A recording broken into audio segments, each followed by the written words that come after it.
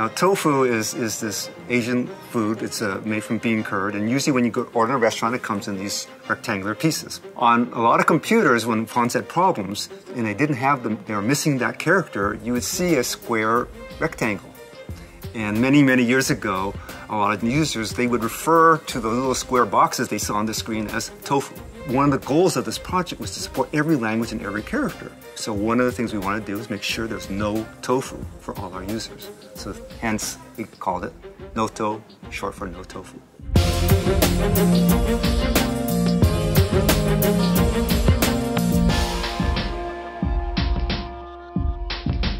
Google started as a search company.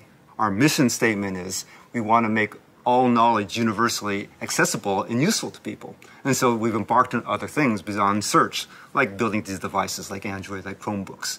So we really needed fonts that really look good on these new types of devices. The quality of the design, the quality of the rendering. I really wanted to make these devices work in all languages. You know, over 800 languages, over 100,000 characters. I don't think anyone has ever done that before. We really needed a reliable partner. A company that had the ability to create really well-engineered fonts. So Monotype was a great match for these requirements. Early on, we established a way of making a proposal to Google of what the typeface would look like. Screen grabs and pictures of typefaces in use, especially in these minority scripts where very few people have ever made typefaces. We relied on signage or engravings on buildings and that sort of a thing as reference material to show to Google what these new scripts might look like. Some of these smaller used languages or some of these more academic or dead languages, I think it's really important to preserve these things. And without this digital capability, it's much more difficult for that cultural growth to occur. In each of these cases, we basically were making it possible for that language community to create a digital patrimony or heritage with their literature and their traditions. When we start with a new script, if I'm not already familiar with it, I collect as much information on it as possible. And then the secondary stage, we look at style. We basically dive in and immerse ourselves as much as possible within that culture and try to produce something that's acceptable and pleasing. If we don't, we risk alienating that group. Tibetan has no typographic tradition whatsoever. What little has been done in Tibetan typography in the last 2 decades is based entirely on replicating calligraphic style. We had collaboration from a Tibetan monastery whose manager gave us access to the monks to review the writing. Basically, it had to pass muster with them. The designer on this project was Toshio Magari.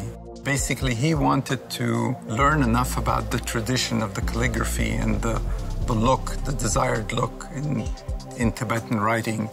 And in fact, by learning the various calligraphic traditions, he was able to produce a typeface that looked contemporary but pleasing to the practiced eye. The scope of the project was so big, it's really a change in mindset on how you're going to work, that you know you're not going to be done tomorrow, you're not going to be done next week. You have to give it time to the whole process to play itself out. For me, as a product manager, I think the most challenging part is to find the right person to review the fonts. The first thing we do is to send an email to everybody in Google saying that, hi, is there anybody speaking like Malayalam or Telugu? We can find a lot of people to review these languages. But sometimes for minor languages like Cherokee, we cannot find in-house experts. Then we need to find some friends of this Cherokee community, and then through the friends of the community, we get them review the fonts. Initially, the idea was to have a unified set of scripts and writing systems. From there, it grew to include multiple weights. The number of characters included in just the Latin fonts is 3,300 characters per weight.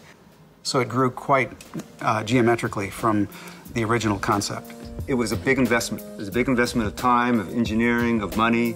And the other thing about this font, it's open source. So it's not just for our products, it's for all products, that want to use it. Any person in the world that wants to use these fonts, they're at their disposal. Basically, we got emails every day saying that, can we use this font in our automation system? Can we use this in the TV on the flight? Yes. Our answer is always yes, you can use this. Feel free. The aim is to provide digital representation to all the scripts in the Unicode standard. That is something that many different language communities could not afford to do on their own. And Google has been the benefactor in funding this work. And in many cases, we've produced the first font ever to serve a particular language community.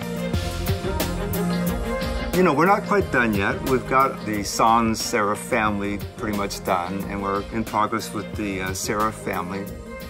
And I think that the quality of it, the design work we put into it, I think we really came up with a really good product, solving something that no one else has done before.